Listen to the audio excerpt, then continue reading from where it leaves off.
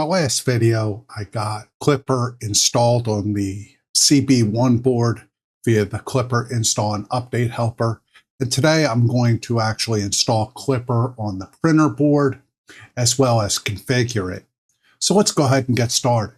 Now to start off, I'm connecting via Windows using PuTTY, and I'll have links to PuTTY in the video description. Now, if you remember, I named this printer the CR10 Smart Pro, and it's on port 22. I'm just going to connect. So I just hit open, and that should connect to the printer. And as you can see, it's asking for my username. Username's Mike. I'll put in my password, and that should get me into the printer. And as you can see, I'm there. So we're just going to run a couple quick commands to make sure everything's up to date. So I'm going to run the update command, enter my password. Then I'm going to run the upgrade command, just again to make sure that everything's up to date and we have all the correct software installed. I'll also open up the Klipper install and update helper to make sure that's up to date as well. So we'll give this a second. I'll be right back. Update's finished. Now I'm just going to run upgrade real quick, and this should update anything that needs to be changed. And this, again, a couple updates from last week. So all my updates are installed. Now I'm just going to hit the up arrow here to get the start command for the Klipper install and update helper. Again, open that up real quick. Let's run the #2 command to make sure Klipper's all up to date and ready to go. And we're noticing that mainsail looks like it needs an update as well as fluid.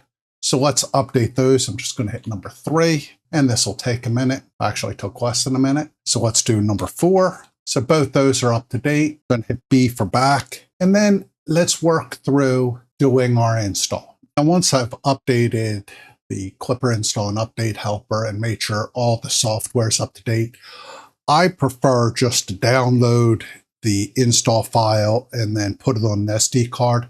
So I'm going to hit Q here and then type in CD Klipper. And we're going to do make menu config. And this will bring up our Klipper firmware configuration tool. Now, I've gone over here and I have the user guide for the Mana board up. I also have a dual screen with the sample firmware for the Mana and then the sample firmware for the CR10 Smart Pro side by side, just so I can look at them. And there's instructions up here at the top of the config file. Now, the problem is it doesn't say you need to be in the low-level configuration, but does say that over in the user guide. So I would go from the user guide as opposed to the example. Now, we're just going to use this. And as you can see, I've already gone through this. So I've set it up once. And we're just going to have all these as is.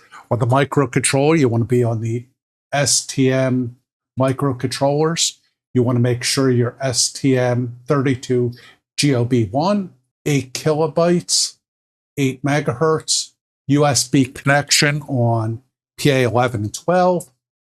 I'm going to leave on this setting, the optimized stepper code, and just see what that does. I'm going to hit quit and then run a make command. As you can see, I'm running the make command. We're going to let that go, and we'll be right back. Now, as you can see, this is finished, the make command, and here's the output file. So it's in the out folder, and it's Klipper.bin. So I need to download this file. So let me switch over, and we'll make that happen. Now, to download the Klipper.bin file, I use CyberDuck, which is free software, but you can buy it to help support the devs. I recommend that. I've bought it myself for my Mac. I have not bought it for Windows, mainly because I prefer to use the Mac. Let's go over here and find it. So we're going to open up CyberDuck, and that'll take a minute. The CyberDuck is open. I'm just going to hit open connection. And let's type in our CR10 Smart Pro. And we want to change this to 22. And let's change this to the SFTP. So we want this on SFTP. Username, I'm just going to type these in. And let's go ahead and hit connect. And this should take a minute. So it's connected. So we're going to go to the Klipper folder. And then we want out. And if we look in there, there's our Klipper.bin. So we want to right click on that and download it. So I want to download it where I can find it again. I want to, of course, allow it to download. And so now that is on my machine. So let's switch over. And I'm just open up my machine, open up downloads. And there is the Klipper.bin. Now for BigTreeTech software, we need to rename this right off the bat. So we're going to rename this into firmware.bin. So let's rename that. And now let me find an SD card to copy this to. So I've opened up my SD card. I'm just going to open up another tab for downloads. And then move that firmware.bin over to the SD card. Make sure it appears. So let's try that again. I'm just going to hit copy and then paste. Now I want to make sure I 100% eject this. I don't want to just yank it. That would be bad. So we can go down here to the bottom. So we want to make sure we eject the SD card, disconnect with CyberDuck, and I'm going to leave this window open.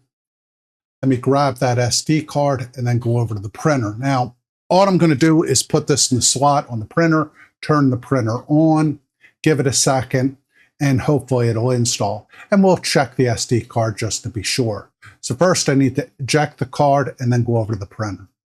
I've moved the SD card back over to my laptop and I've opened it up.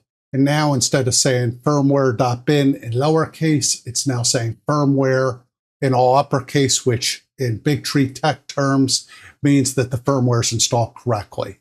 So now we're ready to actually configure the software. Just to keep these videos short, I'll do that in the third video, and I'll actually record that later today and probably upload these simultaneously. So thank you for joining me today. If you have any questions or comments, please post them below.